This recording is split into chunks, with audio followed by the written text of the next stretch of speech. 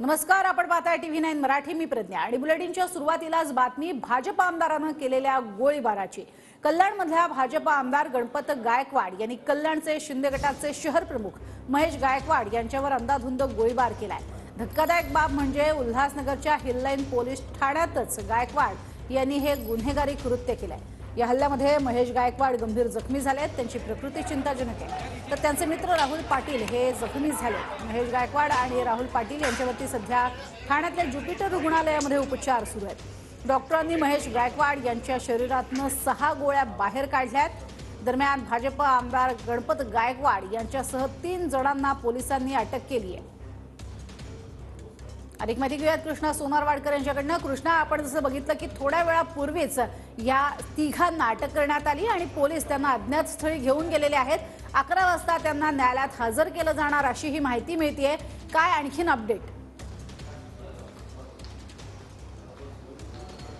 प्रज्ञा, आपण पाहतो की आरोपी गणपत गायकवाड आणि त्यांच्यासोबतचे जे इतर आरोपी अटकेमध्ये आहेत त्यांना आता अज्ञात ठिकाणी ठेवण्यात आले, जेणेकरून कुठलाही कायदा सुव्यवस्था प्रश्न निर्माण होणार नाही. कारण दोन्हीकडचे हे कार्यकर्ते आक्रमक होण्याच्या परिस्थितीमध्ये आहेत आणि त्यामुळे कुठलाही तणावाचं वातावरण निर्माण होऊ नये यासाठी पोलिसांनी ही खबरदारी घेतलेली आहे.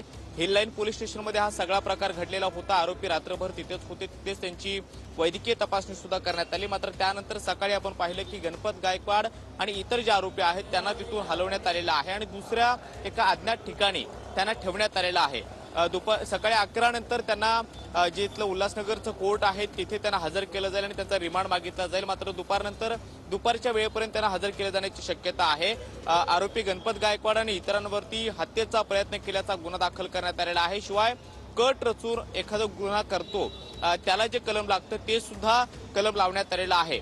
शिवाय आर्म्स ऍक्ट अंतर्गत सुद्धा गुन्हा दाखल करण्यात आलेला आहे. त्यामुळे या सगळ्यामध्ये जास्तीत जास्त कसा रिमांड मिळवता येईल यासाठी सगळे सुद्धा प्रयत्न पोलिसांकडून केले जाणार आहेत. मात्र गणपत गायकवाड यांनी पोलीस स्टेशनमध्ये अशा पद्धतीनं गोळीबार केल्यानंतर या प्रकरणाकडे गंभीरतेनं पाहिलं जातंय.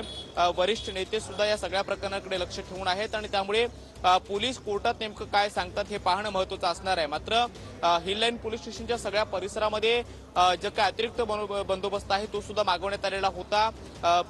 त्याचबरोबर स्थानिक जे काही पोलीस आहेत त्यांचा सुद्धा बंदोबस्त होता. मात्र दोन्हीकडचे पदाधिकारी हळूहळू जमायला सुरुवात झालेली होती आणि त्यामुळेच गणपत गायकवाड आणि इतरांना दुसऱ्या ठिकाणी हलवण्यात आलेलं आहे. 11 नंतर त्यांना कोर्टामध्ये हजर केलं जाईल. त्यामुळे कोर्टात पोलीस नेमकं काय युक्तिवाद करतात हे पाहणं अत्यंत महत्त्वाचं असणार आहे. दुसरीकडे गणपत गायकवाड हे भाजपचे आमदार आहेत आणि त्यामुळे त्यांच्यावरती गुन्हा दाखल करून त्यांना अटक सुद्धा करण्यात आलेली आहे आणि त्यामुळे पोलीस आपला रिपोर्ट लवकरच विधानसभा अध्यक्षांना पाठवण्याची शक्यता आहे आणि त्यामुळे त्यांच्यावरती आमदारकी जाण्याची कारवाई सुद्धा होऊ शकते. मात्र पोलीस हा रिपोर्ट कधीपर्यंत पाठवतात हे पाहणं महत्त्वाचं असणार आहे.